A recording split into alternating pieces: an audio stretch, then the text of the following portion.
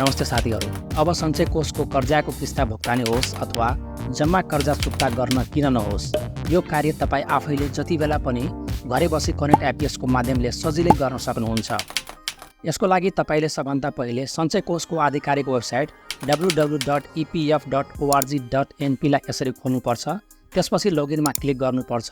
अब इन्डिभिजुअललाई सिलेक्ट गरेर यहाँ युजर नेमको बक्समा तपाईँ आफ्नो सञ्चय कोष परिचय पत्र नम्बर लेख्नुपर्छ र पासवर्डको बक्समा यसरी पासवर्ड राखेर लगइन गर्नुपर्छ। त्यसपछि यस्तो इन्टरफेस देखिनेछ। अब यस पेजमा रहेको लोन पेमेन्ट क्याल्कुलेसनलाई सिलेक्ट गर्नुपर्छ। त्यसपछि लोन ट्याबको बक्समा तपाईँले कुन कर्जा तिर्न लाग्नु भएको हो यसरी छनौट गर्नुपर्छ। अहिलेको लागि मैले स्पेशल लोनको किस्ता तिर्नुपर्ने भएकोले म स्पेशल लोनलाई छनौट गर्छु। त्यसै गरी मितिको बक्समा तपाईँ आजको मिति अथवा जुन मितिमा किस्ता तिर्न लाग्नु भएको हो त्यस मितिलाई यसरी छनौट गरेर भ्यूको बटनमा क्लिक गर्नुपर्छ।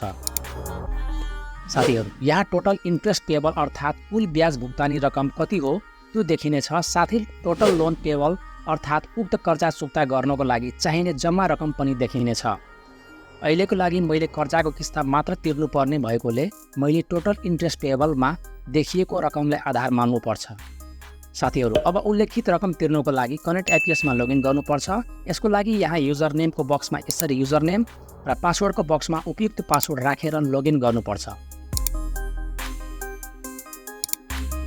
यहाँबाट गभर्नमेन्ट अफ नेपालको ट्याबलाई छनौट गर्नुपर्छ। यस ट्याब अन्तर्गत रहेको सेमी गभर्नमेन्टलाई यसरी छनौट गर्नुपर्छ।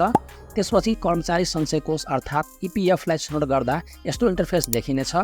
यहाँ सेन्टर डिटेल्स अन्तर्गतको एकाउन्ट नम्बरको बक्समा क्लिक गर्दा तपाईँको कनेक्ट एपीएसमा लिङ्क गरिएको ब्याङ्क खाताहरू देखिनेछ। अब तपाईँले जुन ब्याङ्क खाता मार्फत किस्ता तिर्न लाग्नु भएको हो सोही यकिन गरेर यसरी छनौट गर्नुपर्छ। त्यसपछि बेनिफिसियरी डिटेल्स अन्तर्गत रहेको लोन ट्याबको बक्समा क्लिक गरेर तपाईँले कुन कर्जाको किस्ता अथवा कुन कर्जा चुक्ता गर्न लाग्नु भएको हो त्यो यसरी छनौट गर्नुपर्छ।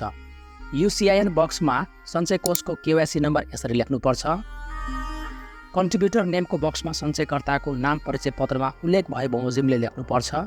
मोबाइल नम्बरको बक्समा परिचय पत्रमा रहेको मोबाइल नम्बर लेखेर मेक पेमेन्टको बटनमा क्लिक गर्दा तपाईँको कर्जाको विवरण यस प्रकारले देखिनेछ, जहाँ कि तपाईँले लिएको जम्मा कर्जाको रकम प्रिन्सिपल एमाउन्टमा देखिनेछ। आजको मितिसम्म हुने किस्ताको रकम इन्ट्रेस्ट एमाउन्टमा देखिनेछ। उक्त कर्जा फर्चौट गर्दा लाग्ने जम्मा रकम म्याक्स लोन एमाउन्टमा देखिनेछ। अब तपाईँले के तिर्न लाग्नु भएको हो सोही यकिन गरेर इन्टर ट्रान्जेक्सन एमाउन्टको बक्समा यसरी रकम लेखेर कन्टिन्यूमा क्लिक गर्दा ट्रान्जेक्सन डिटेल्स देखिन्छ। यहाँ तिर्न लागेको ट्रान्जेक्सन एमाउन्ट र चार्ज एमाउन्ट देखिनेछ। यसमा रहेको सम्पूर्ण विवरण यकिन गरेर मात्र मेक पेमेन्टमा क्लिक गर्नुपर्छ। त्यसपछि ट्रान्जेक्सन पासवर्डको बक्स देखिन्छ। यहाँ 6 डिजिट्सको ट्रान्जेक्सन पासवर्ड राखेर कन्टिन्यूमा क्लिक गर्दा तपाईँको मोबाइल तथा इमेलमा ओटिपी प्राप्त हुन्छ। सोही ओटिपी यस बक्समा राखेर भेरिफाईमा क्लिक गर्दा यसरी ट्रान्जेक्सन सक्सेसको जानकारी प्राप्त गर्नुहुनेछ। पेमेन्ट रिसिप्ट डाउनलोड गर्नको लागि यहाँ देखाए बमोजिमले डाउनलोड बटनमा क्लिक गर्नुपर्छ। साथीहरू, यसरी तपाईँले भर्खरै तिरेको कर्जाको किस्ताबारे जानकारी केही समयमा तपाईँको मोबाइल नम्बरमा एसएमएसद्वारा प्राप्त हुनेछ। हस्त साथीहरू, यसरी तपाईँले पनि सञ्चय कोषबाट लिएको कुनै पनि कर्जाको किस्ता अथवा जुनसुकै कर्जाहरू सजिलै चुक्ता गर्न सक्नुहुन्छ। यस प्रयोजनका लागि आवश्यक पर्ने लिङ्क्सहरू डिस्क्रिप्सन बक्समा राखिएको छ, चेकआउट गर्नुहोला।